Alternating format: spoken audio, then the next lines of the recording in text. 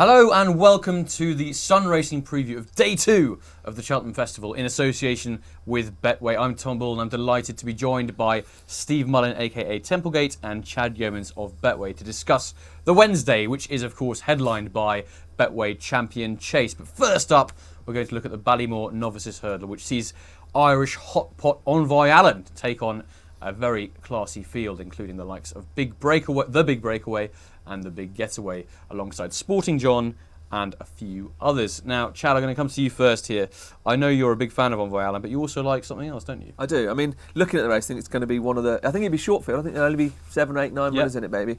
But Envoy Allen, I think that's the right way to pronounce Envoy Allen.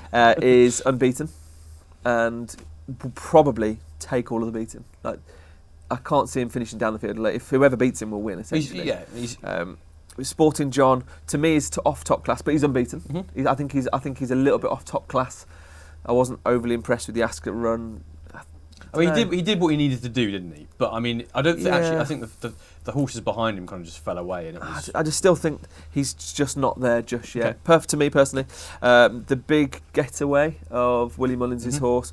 It's been beaten a couple of times. Well, won a couple, but been beaten. Time Hill is unbeaten this season. Won the Betway Challow at Newbury. May want further. The other horse I do like is the Big Breakaway for the Tizzards. He is unbeaten, and he's in a similar mould to Sporting John, as in he still needs to step up, and still needs to find something. But the way he moves suggests to me that there is something very good about this horse. Okay. So whilst Envoy Allen is going to be short, he's going to take all the beating. The Big Breakaway is an each way price for me. Tremendous. And Templegate, what do you think about this? Well, the Big Breakaway went into my notebook as well. I just thought the way he jumped was fantastic at Newbury. Envoy Allen is going to take a lot of beating. There's all these bankers though, there's normally one that goes down. And this does look a pretty hot race. I mean, I agree to an extent about Sporting John that this is much harder than Ascot. Time Hill, I think, I do like that horse. It's really gutsy. And we're going to assume it's going to be a real test of stamina. I don't think he's as slow as everyone says, actually. No. I think he's got a fair amount of pace as well. No, placed in the champion bumper. And But Envoy Allen's just the perfect trends horse as well. I mean, even down to being like a winning pointer and everything. Gordon Elliott. It's just hard to see it being beaten, but there are a couple at a reasonable price that could chase it home. Well, indeed, one of those I quite like is the Big Getaway, not the Big Breakaway. This is Willie Mullins' horse. I must say, now, he's got a lot to find. I know that on the figures and everything like that, but he has got so much potential in the world. And you look at him last time, he won so easily. I know it was only in a week race, but he could not have won any better, and Willie Mullins thinks the world of this horse. Ruby Walsh said to me, not to me, but he said in general, I think he said to me, he said before that he thinks the Big Getaway is the biggest horse he's ever sat on, which is some statement considering he's ridden the likes of Duvan and Vautour and some very big horses. But for me, the Big Getaway has got an awful lot more to come. This kind of test is really going to suit him. He's also entered the Albert Bartlett, but I think he's more likely to go here. For me, he's the one to take on, obviously, the hot favourite, Envoy Allen, who does look extremely bomb-proof, and it'll probably take all the beating. We'll probably make it look silly if we take him on, but I do think the Big Getaway is one of those horses that could just see him off in the closing stages. But I'm going to go with him. Templegate? Envoy Allen, the Big Breakaway and Time Hill for the places. Tremendous. Envoy Allen, but the Big Breakaway for an each way place. Excellent.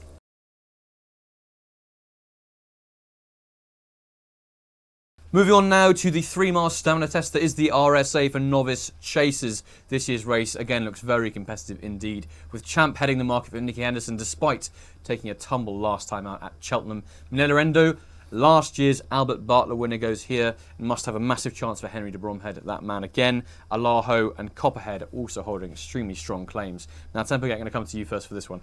Do you think Champ, Nelorindo, Alaho or Copperhead, or is there something else that you like? No, they're my shortlist, but I'd have Champ as the bottom of that shortlist. I just think you mentioned he took a tumble at Cheltenham. I mean, a tumble.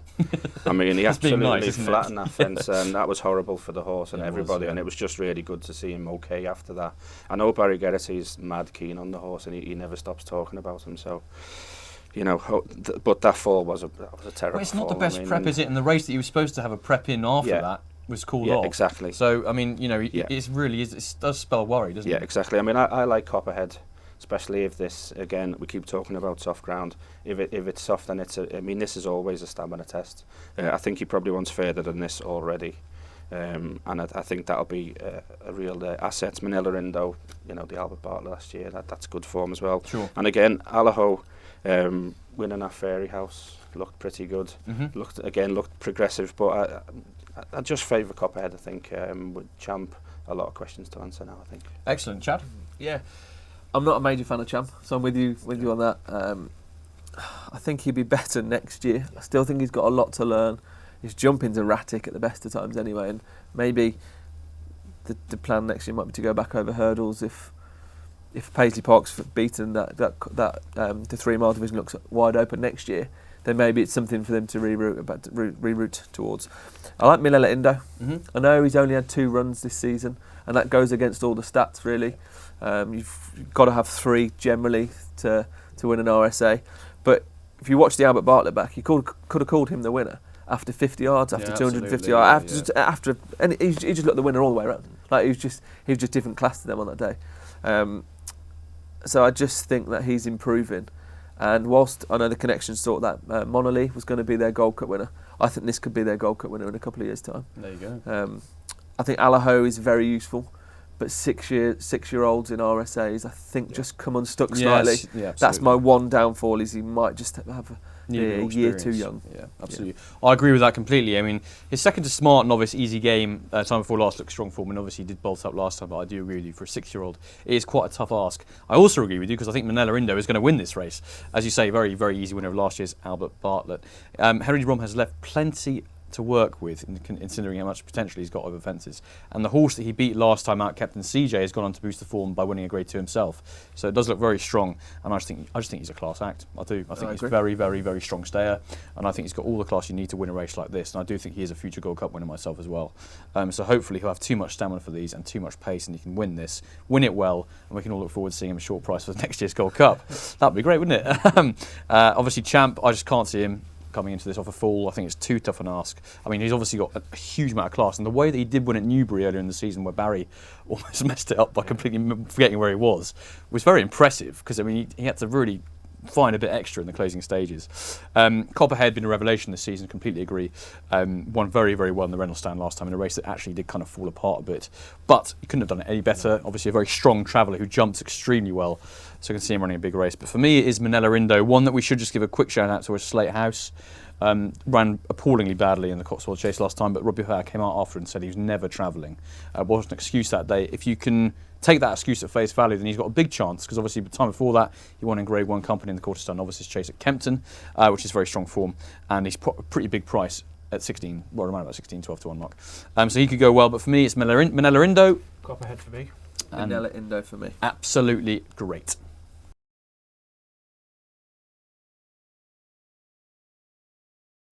Moving on now to the highlight of day 2, which I have to say for most is probably the highlight of the entire week. The Betway Queen Mother Champion Chase. 3 horses all going hammer and tongs. That's what we all hope is going to happen over the 2-mile speed test that is the Champion Chase. What a race we have in prospect if they all do turn up, if they all don't fall, and they're all there in the last furlong. My goodness me, it could be some finish. Those 3 are Altior, Chacun Pour Soi, and Defi du Seuil. God, there's all those French names, it is hard to keep track of. Templegate, coming to you first. Of all those horses, who's your money on? Defi du Seuil. Yep. Has been for a long time. Been so impressed with him this season. I thought he'd be a 2.5 miler, given that he won over that sort of trip last season. But what he did in the Tingle Creek was very impressive. Just keeps improving. I think if Altior hits his flat spot or whatever it is that happens, especially if the ground isn't quick, which it won't be, I think he'll be away and gone. I really do. It's going to be the race of the meeting, and for me, it's the nap of the meeting. Tremendous. I like that confidence, Chad. Whilst I think the front 3 make it an amazing race, Altior I think has lost a gear, and as you say, probably won't appreciate it as soft as it's going to be. Defi du Seuil still has to improve again just to win the Champion Chase for me. Chacun Pour Soi had a very tough race in Ireland. The times from the back of the last to the winning line were very slow, and it just tells you they had a gruelling race. But at the prices, Dynamite Dollars for Paul Nicholls, who was only beaten 3 lengths by Altior. And there's the price difference. Well, and it was his first run back for a long time. First run back. He was favourite for the Arkle before he went out last year. They've campaigned him knowingly full well he was going to come back. I spoke to Harry Derham at Newton Abbott last July, and he said he's come back in, he's fine. We're going to try aim him for the game spirit, give him a run, and then go straight to the champion chase. And if that was a plan from 10 months before, they've given him a real good. They know what they've got. He did. I thought. I mean, he looked the winner up until 1 out really. Sure. Harry Cobden got off and said that he could have squeezed him a bit quicker. But first run back, he just wanted to see what he still had left, and he was impressed with what he had.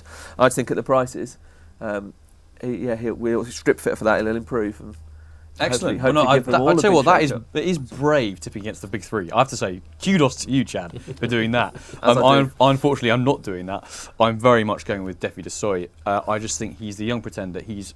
Both his performances in the Clarence House Chase and the Tingle Creek were so good. I mean, particularly the Clarence House, we absolutely destroyed them. Yeah. I mean, I know de Soy probably wasn't at his best, but even so, I mean, you wanted the bridle going away. Like, come on, what a horse he is. I mean, he's so exciting. It'd be great to see Philip Horse of the Grade 1 win in a championship race. That'd be tremendous. Altior, Nicky Henderson said last week he just doesn't want this soft ground. He just doesn't want it. And he thinks that Defi de Soy will be much better suited to that and will probably beat him in soft ground, which isn't really what you want to hear, is it, to be honest? But credit to Defi de Soy for winning a Triumph. Going off and having a bad season, which all horses can do. But he won 7 out of 7 on that first season, then came back and won a JLT. No, absolutely. The Marsh now, as it's now called. He's very versatile. He has been a very good horse, and maybe I'm crabbing him more than I should be, because the stamina factor could really come into it as well, because he's got pace and stamina, which is, you know. And the way he won the Schlur Chase earlier in the season, I mean, he would have been, 80% probably around that time of the year, and he still, and the turn of foot he showed after the last was very impressive. I just think he is the one to beat, and I don't think Chacun Persois is going to get anywhere near him, to be honest. I do just think, and I say it every single time he runs, he needs to have the perfect ride every single time. That is true. Because he's got one kick, one burst, and one go. Yeah. And at Cheltenham, they know that. No one's going to be letting Barry have a free rein. They're going to make sure they can do whatever they can to blunt that one bit of speed. So it becomes a bit more of a tactical affair. So that's the possibly Barry's the man at Cheltenham now. Ruby's gone. That's true. Yeah. It's interesting because the three there, the big three, for me, Altior was very impressive, and I actually thought he was back to his best in Newbury last time. I know a lot of people don't, including you, don't believe that, but I think he was. But I think he'll just get his speed will get blunted in this soft ground. I think Chacun Persois is very overrated personally. I think he's overhyped. I know he beat Min last time out. But I just think he's going to struggle against two really, really top class, possibly two of the best we've ever seen, I think. I mean, over 2 miles, I mean. Even still. Really, no, they could be. I mean, Altior we already know is. Yeah. I mean, he's won 2 champion chases. He already is one of the best we've seen. I'm a lot older than you, Tom. Well, that's true. Viking flagship. Viking flagship. Moscow Flyer, maybe, yeah. Bit of a Zertiop as well, throw in the mix. No, but I think Defi de Soy for me all day long, and I think he might win this quite easily, actually. Horse to mention is Politolog, who could take them along, and was obviously a very close second in the race last year. And I think he will be obviously being campaigned for this, and I think he's got a big chance if they do let him loose up front. So Royal not been the same form this season. I know he ran a huge race in it last year, but if he couldn't win it last year, he's not going to win. He's a bit too soft for me. He's too soft, exactly. Yeah, and the ground will be too soft as well. Politolog will be the horse keeping Barry boxed in, so Dynamite Dollars can go on. Win it by 5. I love it. So Chad, in conclusion, obviously you are going to go with Dynamite Dollars. Dynamite Dollars each way, yeah. And Defi, both of us, I think. Defi all day. Definitely Defi, absolutely brilliant.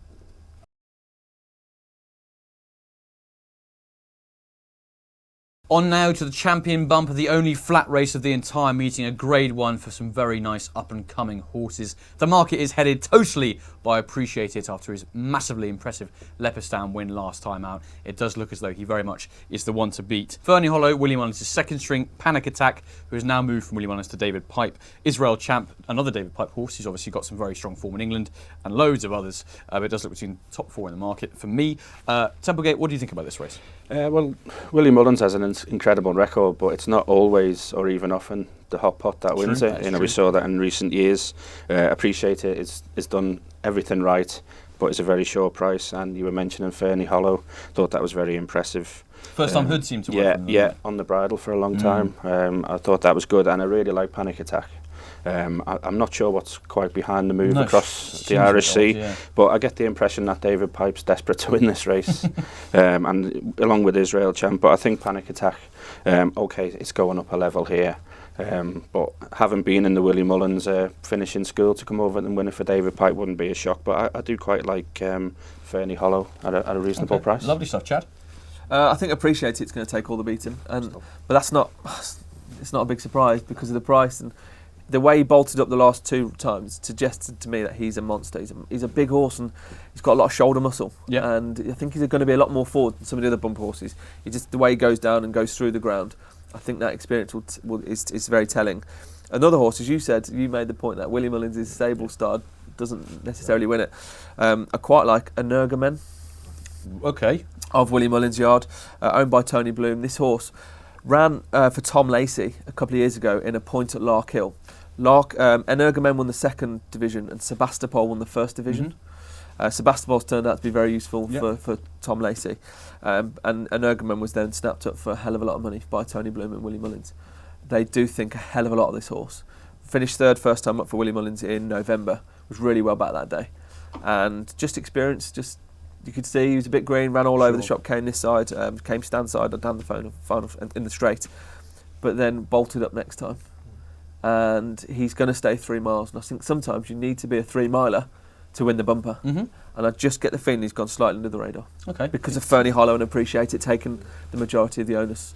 It's a very interesting viewpoint, actually. Never thought of that horse, really, as a bumper winner, but yeah, absolutely. I'm going to go with a horse called Ocean Wind in this, we haven't mentioned yet, but Roger Teal, better known for his flat exploits, but this is good because it's a flat race, so that's excellent. Probably in need of experience at Cheltenham. He was 2nd in 2 starts ago, and that was in listed company, and then, that was in listed company, also in listed company last time when he bolted up by 8 lengths at Newbury. That was very good form, actually, because the horses behind him are no mugs at all. And I think he's got a big chance. Visually, he was very impressive that day, which always helps, I think. If you're looking at a champion bumper, you want a horse who you can rely on to be, it's got a serious amount of pace and stamina, which he does have. Yeah, exactly. So hopefully he can take the step up and grade in his stride. For Roger Teal, so Ocean Wind for me. Templegate? Probably just Fernie Hollow, just at the prices. And Chad? I think Appreciate It just because I think he's going to be bigger than the rest of them, but Energumen each way. Okay, lovely.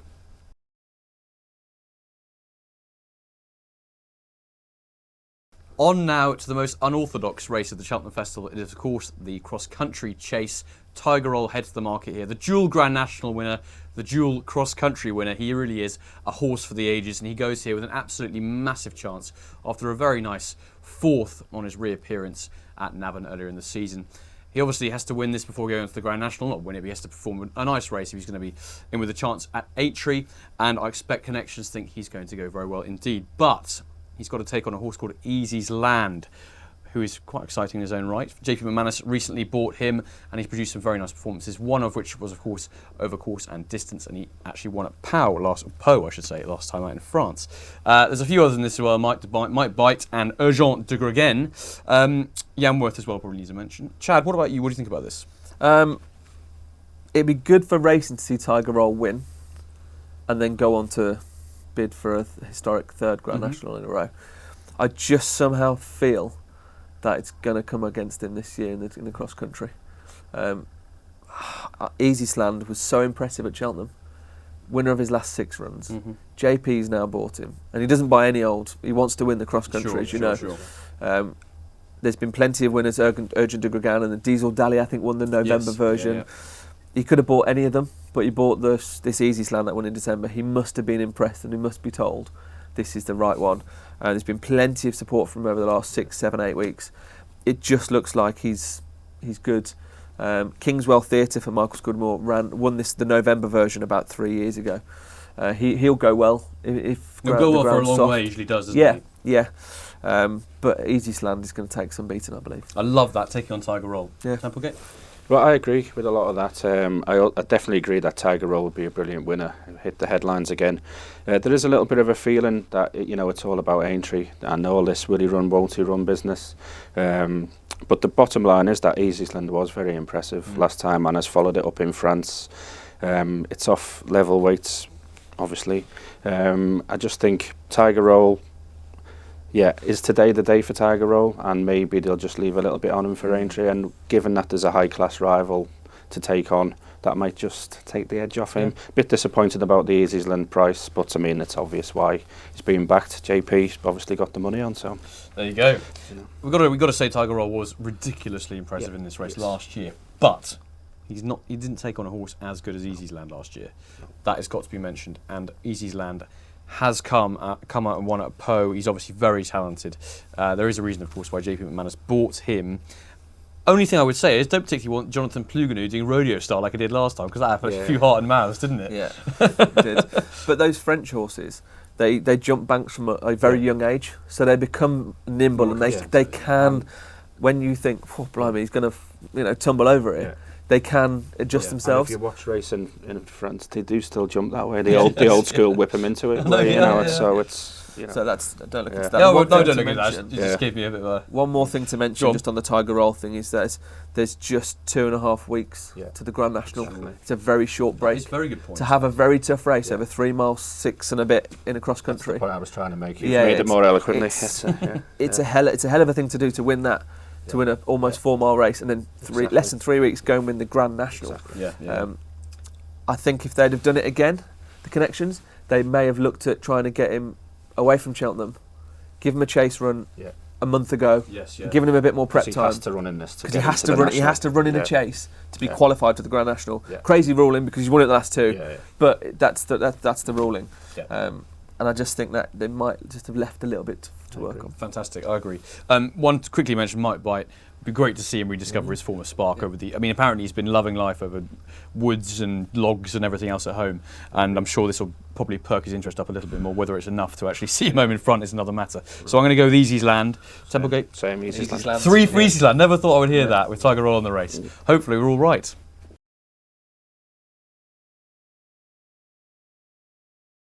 Once again, there's some cracking handicaps on the second day of the Cheltenham Festival, headed by the Coral Cup. There's plenty in this race, as always. I'm actually just going to not even go through the race because there are far too many to talk about. So, Temple, I'm going to come to you first. What catches your eye the most? Well, the JP McManus team, and it is a team, or squad, I should say. Yeah. The likes of Dame de Company and Janadil, horses like that.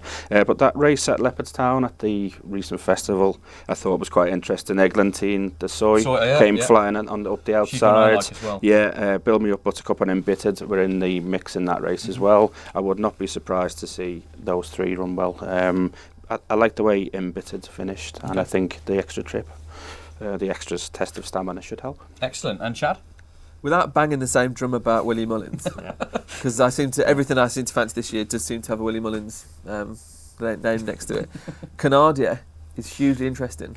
On his first, what will be his first start for Willie Mullins, was 5th in the race last year. Actually won a novice hurdle here at Cheltenham. I remember that actually. Yeah. I think Barry rode it that day for Dermot McLaughlin. I think it's the old trainer. Getting off the same mark. He had 2 chase runs, I believe, after in his last 2 runs for his previous trainer to protect his mark. I just think this could be another Willie Mullins handicap winner of the week, and they've got to be very closely monitored. And why would you move your horse to Willie Mullins if you finish 5th in the Cheltenham Festival already? I think the owner definitely want to win a festival. They want to win a festival, So I think that's got a massive chance, and at a huge price. I mean, talking huge 66 to 1. Honest Vic for Henry Daly if he gets in the race. That is a big old price. Yeah, he's won 2 of his 3. I think he's massively improving. Yeah, he likes Cheltenham, and I just think he might be able to sneak into a place at a big price. Excellent. I'm going to go with Stolen Silver, who I think is going to be on a very good mark for this. Stayed on very well in the bet for hurdles. His extra distance, I think it's going to absolutely suit him down to the ground. Beat Eberstone the time before Haydock, which is obviously good novice form, and goes well at Cheltenham. We know that already. And I just think under Sam Twiston-Davies and Nigel Twiston-Davies is going to be a big run from him. Also, Colin of Fire, who might go for the Martin Pipe later in the week. Wherever he does go, because he's also got an entry here, he's going to be extremely difficult to beat. He is properly been laid out for the festival this year. I know he's probably Martin Pipe bound, but if he does go here, it's just worth giving him a mention because he's going to have a chance wherever he goes. And this kind of race, having been 3rd over 3 miles last time out on his handicap debut, when he ran a corkingly good race, dropped back slightly in trip here over 2 miles 5, he's going to be seriously tough to beat. So I hope he does go here rather than the Martin Pipe. But we'll see. But Stolen Silver will be my main one. I also like Eglantine de Soy, as you mentioned already. I think she's got a really good chance of that cracking run last time out. So yeah, Stolen Silver for me is my main one. Templegate? I think I'll lean towards Embittered. Okay, lovely. And Chad? Canardia will win, and Honest Vic will finish 2nd. I love it. Great. Well, just quickly onto the Boodles juvenile hurdle, which is of course formerly known as the Fred Winter. This, for me, is always the toughest race of the entire Cheltenham Festival because there's so many unexposed, exciting horses in this race. I'm going to actually kick off things for once. I'm going to go with a horse called Tronador for Gordon Elliott. I think the strong pace is going to really suit him. And the owner had the winner of this race with Veneer of Charm a couple of years ago. Not that that means anything to his chance, but it's just worth pointing out. It's nice staying on performance last time in rated company. And I think he's on a very nice mark of 129.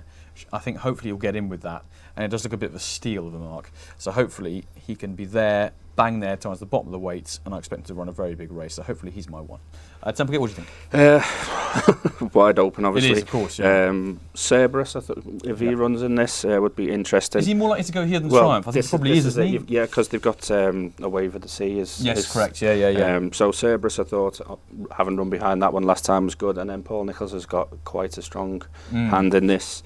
Horses like Psycho, and Time White as well. And Time White, Mick Pastor. Yeah, so I mean, it's like he's got plenty of bullets to go with there. Sure. I could see any of them running well. Okay, Chad. I think the juveniles this year are exceptionally poor.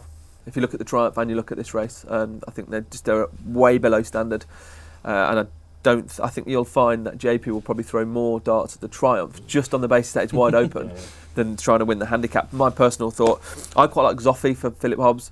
He's improving with each run. He's got flat experience, and he was a really easy winner at Doncaster last time. He's just coming right at the right time. And also, if Galahad Quest runs for Nick Williams, who won this race a few years ago with Flying Tiger. Oh, indeed, yes. Went off 13-8 favourite on his hurdles debut against All Mankind. So they must have thought something that day. It was second the time after that, and then won the Grade 2 at Cheltenham. If he goes here, I think he could be very well handicapped. Okay. Could slide under the radar. Love it. Do you think Zoffy's jumping is good enough? He jumped a bit better last time, didn't he? He was good last time, yeah. but I think that's because they let him bowl out in front. Yeah. And he wasn't so crowded and just let him do his own thing. And I think let him do the same. Yeah, hopefully. Great. Well, I'm going to go with Tronador. Templegate? Cerberus, I think. Cerberus? I'll go with Galahad Quest if he runs and Zoffy to get placed. Excellent. Finally, on now to Betway's free-to-play game, the 4 to win. 50k, an increased jackpot this time around for all 4 days. All you've got to do is pick 4 horses from the 4 given races on each day. On Wednesday, we are going with Canardier in the Coral Cup, Defi de Soy in the Betway Queen Mother Champion Chase, Tronador in the Boodles Juvenile Hurdle, and Appreciate It in the Bumper. So hopefully we're giving you 4 winners there to get you on your way to £50,000. Best of luck.